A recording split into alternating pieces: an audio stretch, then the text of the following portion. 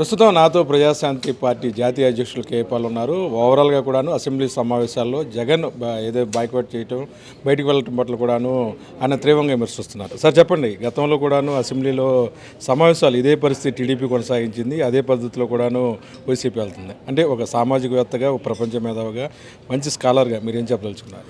చట్ట ప్రకారం ఒక ఎమ్మెల్యే ఒక నియోజకవర్గంలో ఎన్నుకొనబడిన తర్వాత ఆ ఎమ్మెల్యే 2-3 లక్షల జనాభా ఉన్న ఆ నియోజకవర్గాన్ని అసెంబ్లీలో, అలాగే ఎంపీ ఆ 15-20 లక్షల ప్రజల కొరకు పార్లమెంట్లో పోరాడడం దాని కొరకే కాన్స్టిట్యూషన్ వాళ్ళకి ఎమ్మెల్యేలుగా ఇచ్చిన హక్కు. మరి అసెంబ్లీకే మేము వెళ్ళము, పార్లమెంట్కే మేము వెళ్ళము అంటే అది పోరాటం ఎలాగవుతుంది? రెండోది, ప్రశ్నల మీరు బయట ఉండి ప్రశ్నిస్తే అది రికార్డెడ్గా ఉండదు కదా. సో లోపలికి వెళ్ళాలి, అసెంబ్లీలో కూర్చోవాలి, ప్రశ్నలు అడగాలి, ప్రజల కొరకు పోరాడాలి. 2019 నుంచి 24 వరకు కాంగ్రెస్ పార్టీకి 543 ఎంపీల్లో కేవలం 40+ వచ్చాయి. ప్రతిపక్ష హోదా కూడా రాలేదు 54. అలాగని రాహుల్ గాంధీ గారు కానీ వాళ్ళ ఎంపీలు కానీ బాయ్కట్ చేశారా? లేదు. వాళ్ళు వెళ్ళారు, ఫైట్ చేశారు. ఇప్పుడు 2024లో 150 కంటే ఎక్కువ వచ్చాయి. సో జగన్మోహన్ రెడ్డి గారికి నేను ఇచ్చే సలహా ఏంటంటే, చట్ట ప్రకారం మీరు అసెంబ్లీకి వెళ్ళండి. జస్ట్ 11 మంది వచ్చి అటెండెన్స్ చేసుకొని డిస్క్వాలిఫై అవ్వకుండా ఉండడం కొరకు మరలా మీరు ఎప్పుడో 1 ఇయర్ తర్వాత రావడం, ఇది సరి అయిన పద్ధతి కాదు. సార్ చెప్పండి, మోడీ ప్రభంజనం ఉత్తరాదిలో నుంచి ఇప్పుడు దక్షిణాదికి వస్తుంది. దక్షిణాది రాష్ట్రాలు రావాల్సిన వాటా కూడా ఇవ్వట్లేదు. అయినా సరే ఇక్కడున్న పార్టీలు ఆయన భజనే చేస్తున్నాయి. ఇప్పుడు లాలూ ప్రసాద్ యాదవ్ని జైల్లో పెట్టినప్పటికీ గొప్ప రైల్వే మినిస్టర్ అయిన 50,000 కోట్ల లాభం తీసుకొచ్చారు. నిన్న కూడా మోదీ గవర్నమెంట్ బీహార్ వెళ్ళినప్పుడు జైల్లో నుంచి వచ్చి వృద్ధాప్యలో కూడా ఆయన ఫైట్ చేస్తున్నాడు. అది ఫైటింగ్ స్పిరిట్. కేజ్రీవాల్ని జైల్లో పెట్టినా ఫైట్ చేశారు, 22 ఎమ్మెల్యేలు గెలిచారు. అది ఫైటింగ్ స్పిరిట్. అది మమతా బెనర్జీ అవ్వచ్చు, స్టాలిన్ అవ్వచ్చు, అఖిలేష్ యాదవ్ 0 నుంచి మరలా హీరో అయిపోయాడు ఆయన. అలాంటిది జగన్మోహన్ రెడ్డి గారు ఇప్పుడు ఫైటింగ్ ఆపాడు అన్నది చాలా డేంజరస్. తద్వారా ఇక్కడ బీజేపీ అడ్వాంటేజ్ తీసుకుంటుంది ఆంధ్రప్రదేశ్లో, అక్కడ తెలంగాణలో.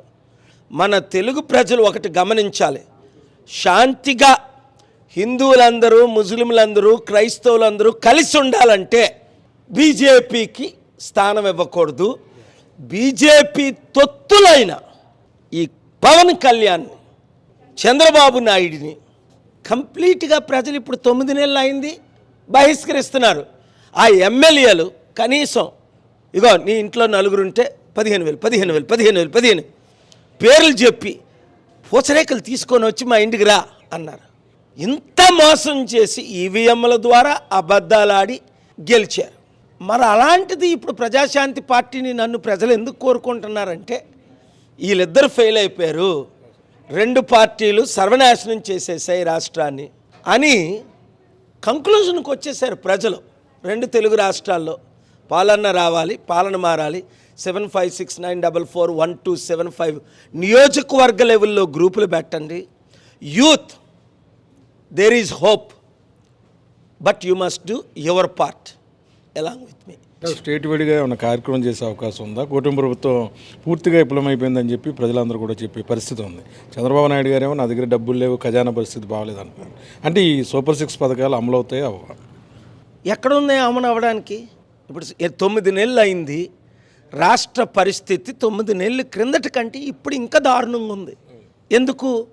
నెలకి 15,000 కోట్ల అప్పు పెరుగుతుంది చంద్రబాబు నాయుడు గారి టైంలో. అంటే ప్రతి సంవత్సరం దాదాపు 1,50,000 కోట్ల అప్పు పెరుగుతుంది. ఇప్పుడున్న అప్పుకి వడ్డీ, పథకాలు నెరవేర్చడానికి అప్పు చేస్తున్నది, ఇవన్నీ తెలిసే చంద్రబాబు నాయుడు గారు ప్రజలకు వాగ్దానాలు ఇచ్చారు. ప్రజలు మోసపోయారు. ఇప్పుడైనా మరలా జగన్మోహన్ రెడ్డికి, చంద్రబాబు నాయుడికి గుడ్ బై చెప్పి ఈ 2 పార్టీలకి కేవలం డాక్టర్ కేఏ పాల్ ప్రజాశాంతి పార్టీని గెలిపించాలి. గ్రామ స్థాయిలో మీరు కమిటీలు వేయాలి. ఇంకా మీరు కమిటీల్లో చేరలేదంటే చేరిపోవాలి. రాష్ట్రాన్ని మనం కాపాడిపోతే ఎవరు కాపాడతారు? దేశాన్ని మనం కాపాడిపోతే ఎవరు కాపాడతారు? మీరు ఒక్కొక్కరు ఈ వీడియోని మీకు తెలిసిన వారందరికీ ఫార్వర్డ్ చేసేయండి. Thank you very much. మొత్తమే కూడాను రాష్ట్ర అభివృద్ధి జరగాలంటే ప్రజాశాంతి పార్టీ లాంటి పార్టీలు వస్తే ఇక్కడ పారిశ్రామికంగా కూడా అభివృద్ధి చెందుతుందంటున్నారు కేపాల్. వీడియో జర్నలిస్ట్ అనిల్తో కలిసి మెగానేన్ కోసం అబ్దుల్ అలీం, విజయవాడ.